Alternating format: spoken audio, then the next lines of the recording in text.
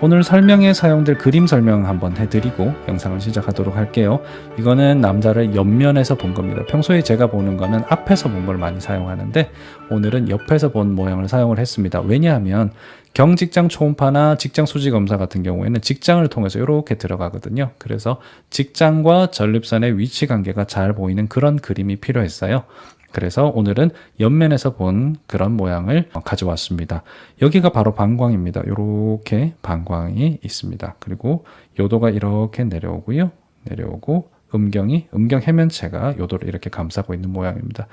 그리고 여기 음낭 고환이 있고요. 여기가 바로 전립선입니다. 전립선은 방광 바로 앞에 요도의 시작점에 있고요. 그리고 바로 정낭이 이렇게 연결되고 있죠. 이 뒤에 이렇게 길게 튜브처럼 이어지는 이것이 바로 직장입니다. 이 위로 올라가면 직장, 대장, 소장으로 이렇게 올라가는 거죠. 그럼 대변이 위에서부터 이렇게 내려오게 됩니다. 그리고 여긴 꼬리뼈고 이거는 엉덩이에 있는 지방을 표현을 한 겁니다. 전립선을 우리가 만져보려면 항문을 통해서 손가락이 이렇게 들어가면 진짜 이렇게 딱 만져져요. 그래서 이 표면을 이렇게 만져서 거기에 뭐 암은 없는지 이런 걸 확인할 수가 있고요. 초음파를 보더라도 초음파를 볼 때 우리가 가장 정확하게 보는 거는 초음파 기구를 탁 갖다 댔을 때 가장 그림이 잘 나옵니다. 멀리 있는 것들은 사실 측정하는데 조금 이렇게 힘이 들어요. 그래서 초음파 기구에 가깝게 닿으면 가깝게 닿을수록 이게 검사가 정확하거든요. 그런데 항문을 통해서 이렇게 기구가 들어가면 손가락 한 마디 정도 이렇게 들어가게 되면 전립선을 바로 관찰할 수 있는 그런 포지션이 됩니다. 그래서 산부인과에서는 또 여성 생殖기를 관찰하기 위해서 이렇게 항문 초음파를 사용하는 경우도 있어요. 그래서 정직장 항문 초음파는 이렇게 들어간다. 그렇게 생각을 하시면 되겠습니다. 네, 뒤이어서 오늘 내용 말씀드리도록 하겠습니다. 안녕하세요. 고재에게 온라인 비뇨기과. 오늘은 전립선 검사에 대한 세 번째 이야기를 들려드리겠습니다. 전립선에 대한 검사로 소변 검사와 PSA 검사, IPSS 설문지와 잔뇨 검사, 마지막으로 요류 검사에 대한 이야기를 알아봤습니다. 이번 시간에는 전립선을 직접 만져볼 수 있는 검사인 직장 수지 검사와 전립선의 크기를 정확하게 측정할 수 있는 전립선 초음파 검사, 그리고 전립선 암이 의심될 때 사용하게 되는 전립선 MRI 검사에 대한 이야기를 해보겠습니다. 직장 소지 검사는 전립선 암을 알아볼 수 있는 여러 방식 중에 한 가지 검사입니다. 의사가 손가락을 항문을 통해 집어넣어서 전립선을 직접 이렇게 만져보는 그런 검사인데요. 전립선의 크기를 대략적으로 짐작할 수 있고 진행한 전립선 암이 있는 경우에 그걸 찾아내는 거에 도움이 됩니다. 하지만 항문을 통해 손가락을 집어넣어야 하기 때문에 검사 자체에 거부감이 다소 있을 수가 있고요. 전립선의 크기를 정확하게 알아내지는 못한다는 단점이 있습니다. 그리고 전립선 깊은 곳에 작은 전립선암이 있을 경우에는 손으로 만지지 못한다는 그런 한계가 있죠. 물론 가끔은 PSA조차 잡아내지 못한 작은 암덩이를 표면에 있는 경우에 손가락으로 찾아내는 경우도 없지가 않아서 이 검사만으로 충분하다 말할 수는 없지만 PSA 검사와 전립선 초음파 검사와 함께 사용될 때는 충분한 위력을 발휘한다. 그렇게 얘기할 수 있겠습니다. 전립선의 상태를 알아보는 것에 큰 도움을 주는 검사로 전립선 초음파를 절대 빼놓을 수가 없습니다. 전립선 초음파는 복부 쪽으로도 볼 수 있고 직장, 즉 항문을 통해서도 볼 수 있는데요. 항문을 통해 보는 검사가 훨씬 정확도가 높습니다. 복부를 통해서 보는 초음파 검사는 환자가 항문에 질환이 있을 때나 최근에 항문 수술을 했을 때 또는 급성 전립선 감염으로 항문으로 검사하는 것에 위험이 있을 때 또는 환자가 항문으로 하는 검사에 대해 거부감이 너무 강할 때 생각할 수 있습니다. 거부감보다는 더욱 정확한 검사에 대한 욕구가 강하기 때문에 대부분의 환자들은 경직장 초음파 검사를 더욱 선호하는 편입니다. 전립선 초음파 기구는 여성분들이 생식기를 검사받을 때 쓰는 것과 같은 크기의 기구인데요. 대략 손가락 굵기 정도 크기의 막대형 기구가 손가락 한두 마디 정도 항문으로 삽입된다 라고 생각하시면 되겠습니다. 여러분들 보시는 그림에서 여기가 바로 방광이 있고요. 그리고 여기가 바로 전립선입니다. 여기가 정낭인데 여기가 바로 직장이거든요. 그래서 항문을 통해 기구를 집어넣으면 전립선에 밀착해서 전립선 초음파를 볼 수 있습니다. 그래서 경직장 초음파는 항문을 통해서 이루어지는 것입니다. 전립선 초음파를 위해서 금식이나 관장 같은 것은 따로 필요 없거든요. 그래서 언제나 편하게 검사할 수 있는 장점이 있습니다.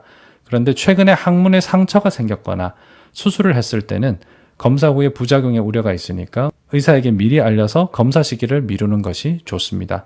간혹 치질 수술을 할 때 항문을 너무 단단하게 조여넣는 경우도 있어요. 그럴 때는 기구를 삽입할 때 통증이 너무 심하거나 기구가 들어가지 않는 경우도 있습니다. 그래서 치질 수술을 받은 분이라면 비뇨기과 의사에게 미리 알려서 의사가 그 상황을 판단할 수 있도록 도와주시는 것이 좋습니다. 전립선 초음파를 보면 우선 전립선의 크기를 알 수 있습니다. 전립선의 크기는 복부 CT부터 시작해서 복부 초음파, 직장 수지 검사 이런 여러 가지 검사들을 통해서 우리가 예측할 수 있는데요. 그 중에서도 가장 신뢰도가 높은 것을 저는 직장 초음파, 경직장 초음파라고 생각을 합니다. 전립선의 크기는 전립선 비대증의 정도를 파악하는 데 큰 도움을 주고 환자를 약물로 치료할지 수술로 치료할지 약물이나 수술 중에서도 어떤 방법을 사용할지 이런 것들을 결정하는데 큰 영향을 미칩니다. 참고로 전립선의 부피는 20cc보다 크면 이상이 있다라고 판단을 하는데요. 전립선이 30cc보다 커져 있다는 것을 초음파로 확인했을 경우에는 전립선 크기를 줄일 수 있는 약물들을 의료보험의 혜택 아래에서 사용할 수가 있기 때문에 환자들의 치료비 부담에도 전립선 크기는 영향을 미칩니다. 전립선 크기는 물론 MRI를 통해서도 잴 수 있는데요. MRI는 워낙 비용이 비싸기 때문에 이거는 전립선의 크기만을 알기 위해서 사용하기에는 조금 부담이 있어요. 경직장 초음파로 알 수 있는 정보는 더 있습니다. 전립선에는 좌우가 있어서 각각을 대뇌처럼 좌엽, 우엽이라고 부르는데요. 이 좌우 크기에 불균형은 없는지, 전립선 속에 혹은 없는지, 전립선 속에 석회질이 이렇게 막 켜켜이 쌓여 있지는 않은지 이런 것들을 알아볼 수가 있습니다. 좌우 불균형이 심하면 한쪽에만 발생한 전립선 암에 대한 가능성을 의심하게 되고요. 전립선 속에 물혹이나 혹이 있으면 정액이 나가는 길에 영향을 주진 않는지, 그 혹이 전립선 암은 아닌지를 신경 써서 살펴봐야 합니다.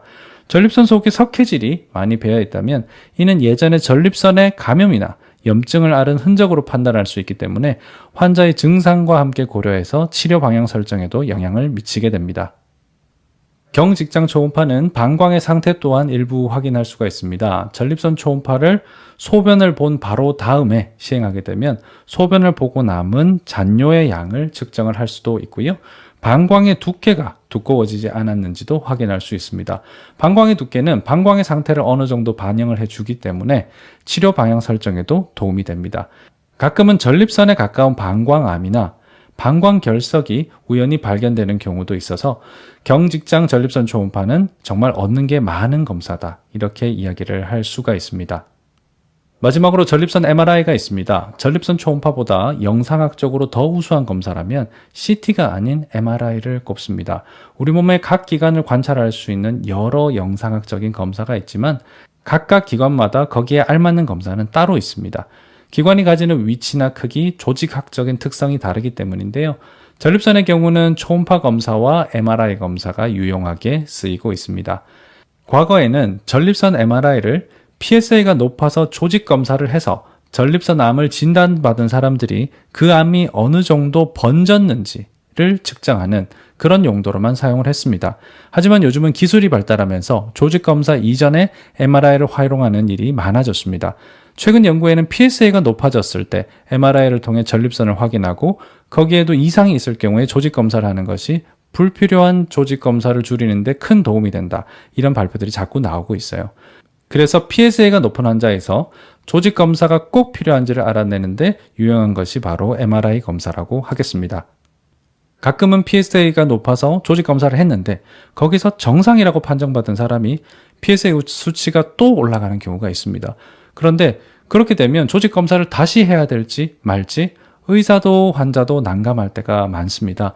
그럴 때는 전립선에 특화된 MRI, 우리가 파이라즈라고 부르는데요. 그런 MRI를 촬영하면서 추가적인 조직 검사를 할지 말지를 결정하는 데 큰 도움을 얻을 수 있습니다. 다만 MRI는 워낙 고가의 검사이다 보니까 누구에게나 편하게 권하기 어려운 단점이 있습니다. 앞으로 더욱 기술이 발달되고 첨단 기술이 보급되면서 이런 좋은 검사가 저렴한 가격에 시행될 수 있는 날이 어서 올 수 있으면 좋겠습니다. 지난 시간에는 소변 검사와 PSA 검사, 그리고 국제 전립선 증상 점수, 잔뇨, 요류 검사에 대해 자세히 알아봤습니다.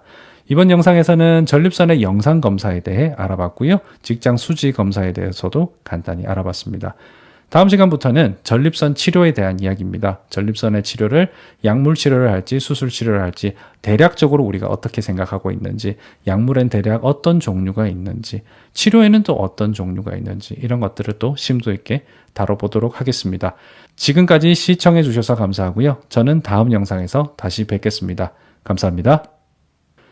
아까 여러분 제가 설명을 드리면서 전립선 MRI 얘기를 드렸었죠. MRI 얘기 중에서 파이라즈라는 얘기를 말씀을 드렸습니다. 파이라즈가 뭐냐면 전립선 영상 보고 자료 시스템입니다. 이거는 어떤 기계 이름은 아니고요. 파이라즈라는 이 시스템을 통해서 전립선암을 MRI로 진단하는 그런 과정 툴을 이야기를 합니다. 이 파이라즈는 2012년에 유럽에서 처음 만들어졌어요. 그래서 2012년에 만들어져서 그것들이 자꾸 개정이 되고 2019년도에 지금 나오는 최신판이 이제 지금까지 이용이 되고 있는 그런 상황인데, 그 파이라즈 점수는 1점에서 5점. 1점에서 5점까지로 이제 나누게 됩니다. 파이라즈 1점이나 2점을 받았을 경우에는 PSA가 높다 하더라도 파이라즈가 1점에서 2점 정도가 나오면 암일 가능성이 희박하다라고 판단하기 때문에 조직 검사를 조금 미뤄보는 건 어떠냐라는 그런 아이디어를 낼 수가 있고요. 3점 같은 경우에는 좀 알 수 없다. 그러면 상황에 따라 우리가 의사가 판단하는 수밖에 없습니다. 4점과 5점이 나왔을 경우에는 PSA도 높고 파이라즈 점수도 높다면 이건 조직 검사의 대상이 된다. 이렇게 생각을 하시면 됩니다. 그래서 이런 파이라즈에 대한 이야기를 또 연구를 해서 발표를 하신 선생님들이 계신데요. 이게 중앙일보에 나오는 그런 기사입니다. 성모병원 교수님들이 내신 그런 연구 결과인데요. 원래 PSA가 4 이상이면 우리가 조직 검사를 권하게 됩니다. 4 이상의 조직 검사를 권해서 우리가 조직 검사를 해보면 전립선 암이 실제로 진단되는 확률 한 30% 정도다 예고를 하는 거죠. 그러니까 보통 이걸 25%에서 30 정도라고 얘기를 하는데, 이분들의 연구에서도 한 29% 정도 이제 양성률이 나왔습니다. 근데 그러면 70%의 사람들은 전립선 암이 나오지 않았다는 뜻이잖아요. 그런데 이 조직 검사가 그렇게 쉽지가 않거든요. 항문을 통해서 기구가 들어가고 12번의 이제 침 생검을 하게 됩니다. 그 침으로 이렇게 조직을 따내는 건데, 이렇게 특별히 전신 마취를 하지 않은 상태에서 하기 때문에 어느 정도 고통이 있다는 특징이 있고, 그리고 입원도 필요할 수가 있고, 경우에 따라서는 출혈 때문에 다시 재입원을 한다거나 장기간의 입원이 필요한 경우가 드물게 발생을 합니다. 그래서 전립선 조직 검사가 일반 피부에 있는 어떤 조직 검사하는 것과는 좀 차원이 다른 종류의 조직 검사예요. 그래서 이 조직 검사를 어떻게든 조금이라도 줄여볼 수 있는 노력이 필요하다라고 의사들이 많이 연구를 하게 됐는데, 그것이 바로 파이라즈를 통해서 지금 이루어지고 있고, 이 사람들이 MRI를 이용을 해서 그런 진단 기준을 조금 더 바꿔서 이제 사용을 하고 나니까 진단율이 70%까지 높아지고 불필요한 조직 검사를 90%까지 이제 줄일 수 있었다. 이런 내용을 발표를 했습니다. 그러니까 PSA가 높을 때 조직 검사를 바로 하기가 너무 걱정이 된다. 그럴 때는 파이라즈라는 이런 옵션이 있다는 거는 알고 계시는 게 좋아요. 예전부터 우리 교수님들하고 모여가지고 우리 식사 자리 같은 거 하면서 아니면 학회 같은 거 하면서 PSA에 대한 질문을 많이 나눠보면요. PSA가 오락가락하는 양상, 정상이다, 비정상이다, 또는 비정상인 레벨 안에서도 10을 넘겼다가 안으로 들어왔다, 그렇게 마구 움직이는 형이면 PSA가 높다 하더라도 전립선암이 아닐 가능성이 높다라는 얘기가 예전부터 있어 왔습니다. 근데 그런 것들을 조직 검사 없이 확인할 방법이 딱히 없었는데, 요즘 점점 파이라즈의 정확도가 올라가고 체계화되면서 그런 부분의 단점들을 보완할 수 있는 그런 장치가 생긴 게 아닌가 싶습니다. 그래서 만약에 여러분들께서 PSA가 높아가지고 이 방송을 보고 계신다면 이 내용 참고 삼으시면 좋겠습니다.